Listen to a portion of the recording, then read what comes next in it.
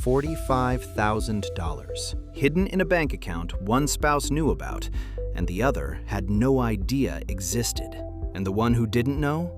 She was clipping coupons, skipping her morning coffee, getting questioned about a $38 grocery receipt. And here's what makes this story unlike anything you've heard before. The person hiding the money genuinely believed he was protecting his family. Today, I'm sitting down with a couple who almost lost everything over a secret savings account. And what they learned about each other and about themselves is something every couple watching this needs to hear. When I found that account, my first thought wasn't even about the money. It was, how long have you been looking me in the eye and lying? I wasn't lying. I was... $45,000, Marcus. $45,000. That's Marcus and Keisha, married 11 years, 2 kids. Until 14 months ago, Keisha thought they were a team, saving together, sacrificing together, building something together. Marcus thought he was protecting his family. And that's the part that makes this so painful, because both of them believed they were doing the right thing. Those two versions of reality couldn't coexist forever. And when they finally collided, it nearly ended everything. But to understand how they got there, you need to see what their life actually looked like, day to day, dollar to dollar. Keisha, take me back. What did your financial life look like before everything came out? Marcus made a lot more than me. So when we had our first, I stayed home. One joint account. That was our money. That was the deal.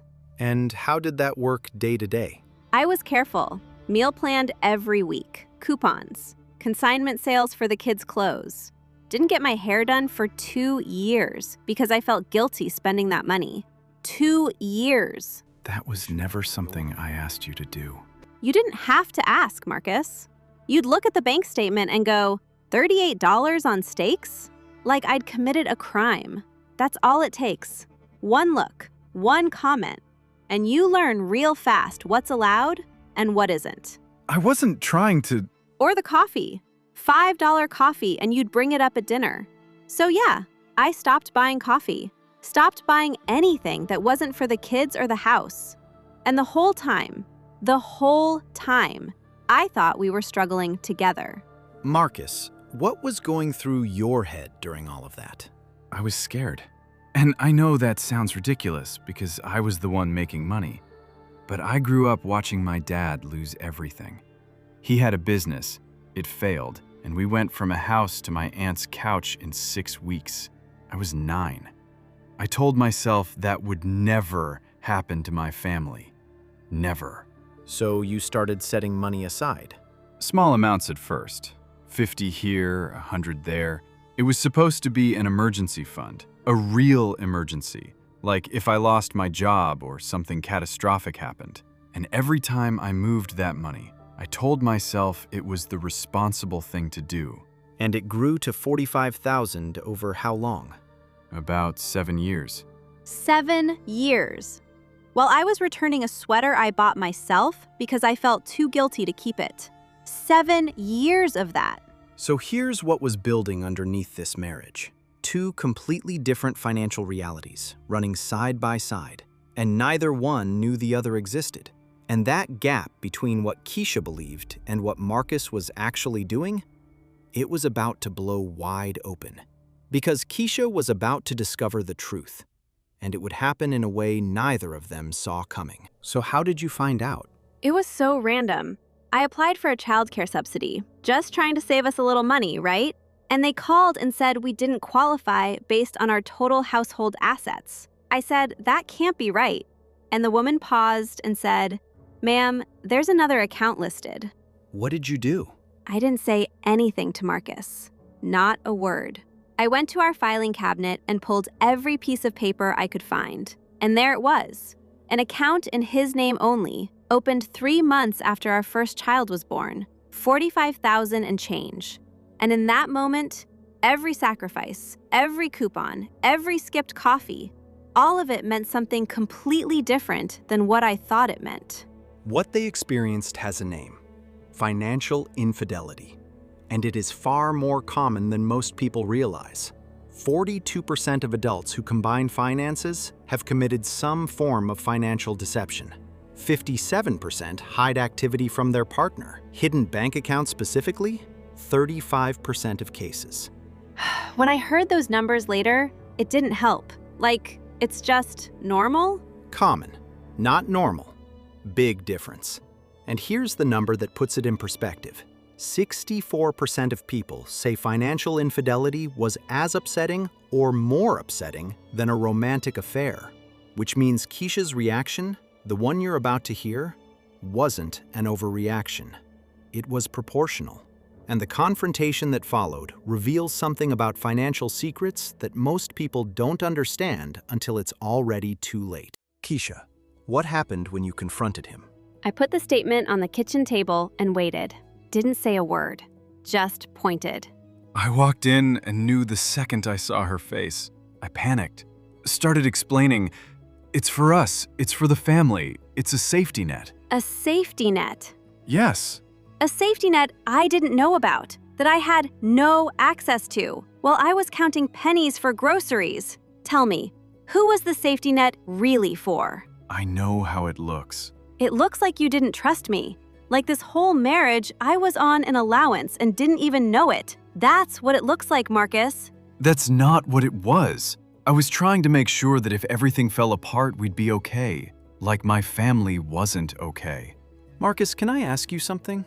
Did you ever think about just telling Keisha? Yeah, especially around year 3 or 4. But by then, how do you explain 3 years of hiding money? Every year it got harder, not easier. I'd tell myself, I'll tell her when we hit a certain number. Then I'd hit it and think, maybe a little more. And the longer I waited, the worse that conversation got in my head. And that's exactly the trap.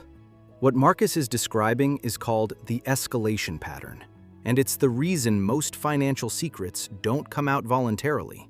Kahneman's research on loss aversion shows the pain of a loss is roughly twice the pleasure of an equivalent gain. So the potential loss, Keisha's trust, the marriage itself, always felt bigger than the relief of coming clean, which means every single day the secret got harder to tell, not easier. The window to confess doesn't open wider with time, it closes. And here's why that matters. There's a concept from Dr. Brad Klontz called money scripts, unconscious beliefs about money that form by age 7. And once they're wired in, they run on autopilot for the rest of your life. Marcus's is what Klontz calls money vigilance. It comes from watching someone you love experience financial disaster. First, you believe you can never have enough saved. Then you start believing that letting your guard down, even for a moment, means you lose everything. The problem was never the saving. The problem was the secrecy and the childhood fear that was driving it. That's exactly it. I didn't trust the world to not take everything. And somewhere in there, I stopped trusting Keisha to understand why I needed to do this. And that's on me. What Marcus just said, that's the turning point. But understanding the psychology is only half of it, because there are real legal and financial consequences most people don't learn about until they're already in crisis. And that's what everyone watching needs to hear next. So where are you two now? We almost didn't make it. I moved to my sister's house for 3 weeks, talked to a lawyer. I was done, completely done. Those were the worst 3 weeks of my life. And I deserved every second of it. What brought me back, and I didn't see this coming, he signed up for financial therapy on his own. Didn't ask me to come, didn't make excuses, just went. And after a few sessions, his therapist asked if I'd be willing to join. What did that look like for you two? A lot of talking about my dad. Understanding that what I thought was protecting my family was really me trying to protect the 9-year-old who watched his dad fall apart. That 9-year-old was still making the financial decisions in my marriage. Keisha wasn't the enemy. My fear was. For me, it was realizing I'd given away all my financial power, not just to Marcus, to the marriage itself. I'd made myself invisible in our finances. And once I saw that, therapy wasn't just about us anymore. It was about me. Only 19% of couples who experience financial deception say it ultimately brought them closer. Marcus and Keisha are in that 19%, not because the secret was a good thing, but because of what they chose to build after it broke.